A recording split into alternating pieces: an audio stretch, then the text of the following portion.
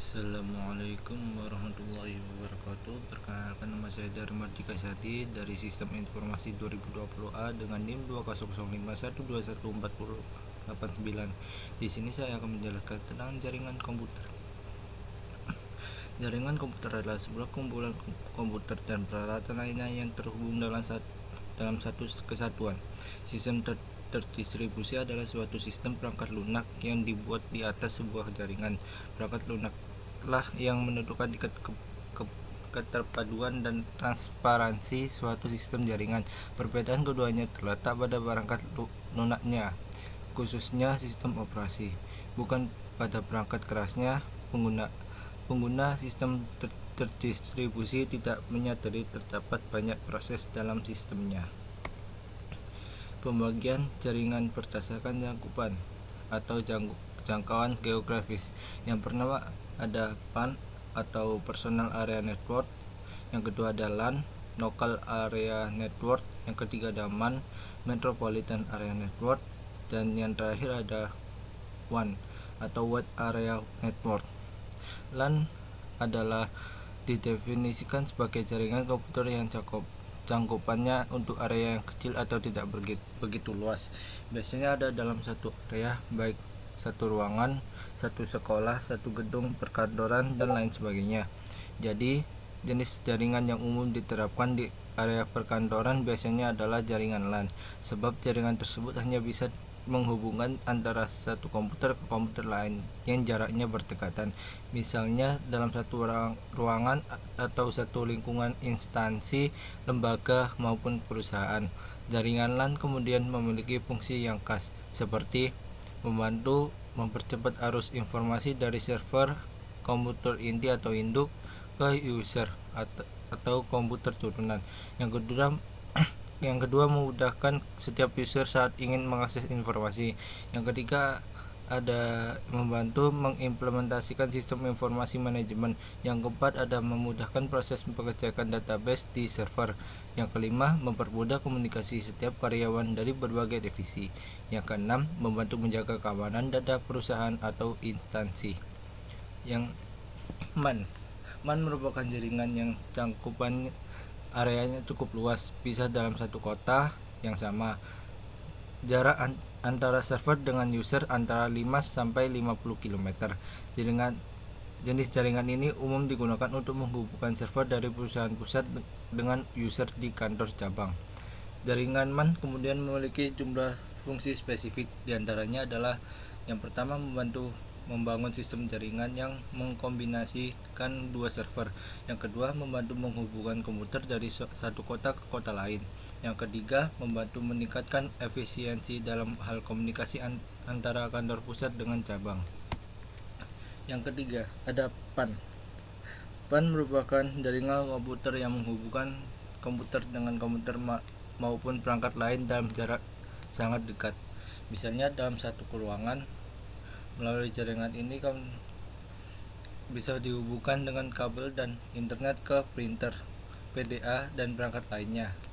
Jaringan PAN dengan cangkupan area yang sangat dekat dan tidak memiliki lintas ruangan, apalagi lintas lantai dalam satu gedung perkantoran, memiliki beberapa fungsi, yaitu menjadi penghubung antara komputer dengan perangkat lain dalam satu ruangan.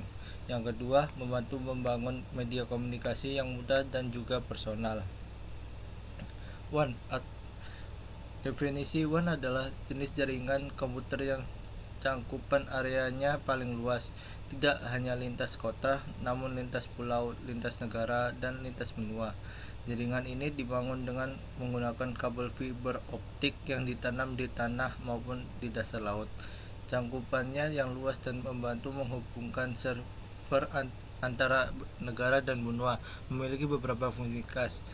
Di antaranya, yang pertama menjadi penghubung antara jaringan LAN dengan jaringan MAN, membantu mempercepat proses sharing data atau berbagi data dan informasi. Yang ketiga, memudahkan sekaligus mempercepat kegiatan komunikasi yang terpisah jarak yang jauh. Yang keempat, memudahkan update data karena real time sekaligus lebih ekonomis. Yang terakhir, menjadi media untuk menyampaikan informasi dengan cepat, mudah, sekaligus efisien. Pembagian jaringan berdasarkan aksesnya. Yang pertama adalah intranet. Biasanya bisa diakses untuk kalangan internet.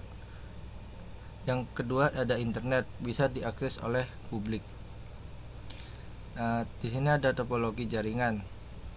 Yang pertama adalah topologi bus. Nah, kelebihan topologi bus itu biaya instansi yang bisa dibilang sangat murah karena hanya menggunakan sedikit kabel.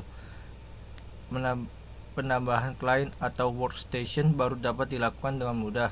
Topologi yang sederhana dan mudah diaplikasikan.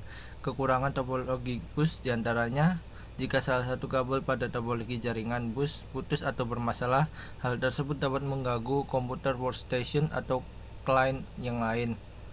Yang kedua, proses sending atau mengirim dan receiving atau menerima data kurang efisien. Biasanya sering terjadi tabrakan data pada topologi ini. Yang terakhir, topologi yang sangat jadul dan sulit dikembangkan. Terus ada topologi star. Kelebihan topologi star: apabila salah satu komputer mengalami masalah, jaringan pada topologi ini tetap berjalan dan tidak mempengaruhi komputer yang lain. Yang kedua, bersifat fleksibel. Yang ketiga, tingkat keamanan bisa dibilang cukup baik daripada topologi bus. Yang terakhir, ada kemudahan deteksi masalah, cukup mudah jika terjadi kerusakan pada jaringan. Kekurangan topologi star: jika switch atau hub yang notabene sebagai titik pusat mengalami masalah, maka seluruh komputer yang terhubung pada topologi ini juga mengalami masalah. Yang kedua, cukup membutuhkan banyak kabel, jadi biaya yang dikeluarkan bisa dibilang cukup mahal. Yang terakhir ada jaringan sangat tergantung pada terminal pusat. Terus ada topologi ring. Kelebihan topologi ring: memiliki performa yang lebih baik daripada topologi bus. Kemudian mudah diimplementasikan. Kemudian konfigurasi ulang dan instalasi perangkat baru bisa dibilang cukup mudah. Lalu biaya instalasi cukup murah. Kekurangan topologi ring: kinerja komunikasi dalam topologi ini dinilai dari jumlah atau banyaknya titik atau node. Kemudian troubleshooting bisa dibilang cukup rumit. Jika salah satu koneksi putus, maka koneksi yang lain juga ikut putus. Lalu pada topologi ini biasanya terjadi collision atau tabrakan data. Kemudian ada topologi mesh. Kelebihan topologi mesh: yang pertama, jalur pengiriman data yang digunakan sangat banyak, jadi tidak perlu khawatir akan adanya tabrakan data atau collision. Kemudian besar bandwidth yang cukup lebar. Yang kemudian keamanan pada topologi ini bisa dibilang sangat baik. Kekurangan topologi mesh: yang pertama, proses instalasi jaringan pada topologi ini sangatlah rumit. Kemudian membutuhkan banyak kabel. Yang terakhir, memakan biaya instalasi yang sangat mahal dikarenakan membutuhkan banyak kabel. Pembagian jaringan penggunaan kabel: yang pertama, jaringan berkabel. Yang kedua, jaringan nirkabel. Jaringan berkabel atau wired network adalah suatu media transmisi data yang digunakan dalam jaringan ini berupa kabel. Kabel tersebut digunakan untuk menghubungkan satu komputer dengan komputer lainnya untuk bisa saling bertukar informasi atau data yang terhubung dalam satu internet. Salah satu media transmisi yang digunakan dalam wired network adalah kabel UTP. Manfaat jaringan berkabel: yang pertama, koneksi tidak rentan terhadap gangguan pada sinyal yang dapat memperlambat koneksi karena tidak terganggu oleh cuaca. Yang kedua, koneksi jaringan kabel lebih cepat daripada nirkabel yang memungkinkan kecepatan transfer data yang cepat. Yang ketiga, keamanan yang tinggi. Yang keempat, harganya relatif murah. Yang terakhir, bandwidth yang lebih tinggi. Kekurangan jaringan berkabel: yang pertama, jaringan kabel lebih tidak nyaman digunakan untuk perangkat mobile karena menggunakan kabel. Yang ketiga, jaringan Ethernet memiliki keterbatasan fisik untuk menjangkau semua area kantor. Yang ketiga, kabel mudah rusak, untuk itu harus berhati-hati saat menggunakannya. Yang terakhir, untuk memperluas jaringan membutuhkan lagi banyak biaya yang cukup mahal karena memerlukan banyak router atau switch. Jaringan nirkabel atau wireless network. Bidang disiplin berkaitan dengan komunikasi antar sistem komputer tanpa menggunakan kabel. Jaringan nirkabel ini sering dipakai untuk jaringan komputer baik pada jarak dekat maupun jarak jauh. Keunggulan jaringan nirkabel: yang pertama, mobilitas, diantaranya bisa digunakan kapan saja. Kemampuan akses pada jaringan wireless itu real time selama masih di area hotspot. Yang kedua ada kecepatan instalasi, diantaranya proses pemasangan cepat, tidak perlu menggunakan kabel. Yang ketiga, fleksibilitas tempat, diantaranya bisa menjangkau tempat yang tidak mungkin dijangkau kabel. Yang keempat, pengurangan anggaran biaya. Yang terakhir, jangkauan luas. Kelemahan jaringan nirkabel: yang pertama, transmit data 1 hingga 2 Mbps, sedangkan jika menggunakan kabel akan lebih cepat. 2. Alatnya cukup mahal. Ketiga, propagasi radio atau interferensi gelombang, yaitu perpaduan dua gelombang yang mengacaukan jaringan wireless. Yang keempat, kapasitas jaringan terbatas. Yang kelima, keamanan data kurang terjamin. Yang keenam, intermittence atau sinyal putus-putus.